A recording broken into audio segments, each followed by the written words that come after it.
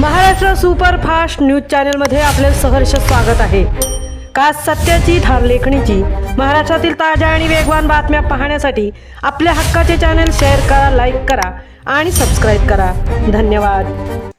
स्वप्नांच्या उंबरठ्यावरचं आयुष्य संपलं। 9वीतील विद्यार्थिनीच्या अकस्मात मृत्यूने म्हसळा शहर हादरलं। म्हसळा तालुक्यातील एका अत्यंत दुःखद आणि मन हेलावून टाकणाऱ्या घटनेत 9वी इयत्तेत शिकणाऱ्या एका अल्पवयीन विद्यार्थिनीचा अकस्मात मृत्यू झाल्याची घटना समोर आली आहे। या घटनेमुळे संपूर्ण परिसरात हळहळ व्यक्त केली जात आहे।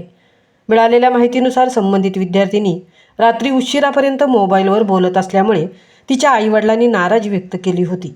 याच गोष्टीची भीती मनात ठेवून तिने घरात टोकाचे पाऊल उचलल्याचा प्राथमिक अंदाज व्यक्त केला जात आहे।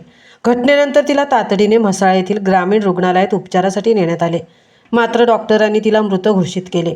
या घटनेची माहिती मिळताच स्थानिक पोलीस अधिकारी सहाय्यक पोलीस निरीक्षक रवींद्र पारखे यांनी तात्काळ घटनास्थळी भेट देऊन पंचनामा केला असून पुढील तपास सुरू आहे। ही विद्यार्थिनी अभ्यासात अत्यंत हुशार होती। ती शिष्यवृत्ती व मेरिटमध्ये सातत्याने स्थान मिळवत होती।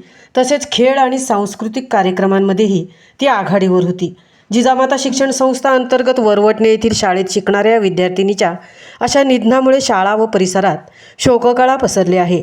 समाजाला विचार करायला लावणारा हा संदेश आजच्या डिजिटल युगात मोबाईल हा जीवनाचा भाग बनला असला तरी त्याचा अतिरेक विद्यार्थ्यांच्या मानसिकतेवर परिणाम करू शकतो। पालकांनी मुलांशी संवाद वाढवणे, त्यांना समजून घेणे आणि संयमाने मार्गदर्शन करणे अत्यंत आवश्यक आहे। विद्यार्थ्यांसाठी एक संदेश: मोबाईलचा वापर मर्यादित ठेवा। अभ्यास, खेळ आणि कुटुंबासोबतचा वेळ यांना जास्तीत जास्त प्राधान्य द्या। कोणतीही अडचण किंवा भीती वाटल्यास लगेच पालक किंवा शिक्षकांशी बोला। प्रत्येक समस्येचे समाधान असतंच। महाराष्ट्र सुपरफास्टसाठी संजय खांबेटेंसह तृप्ती भोईर, म्हसळा।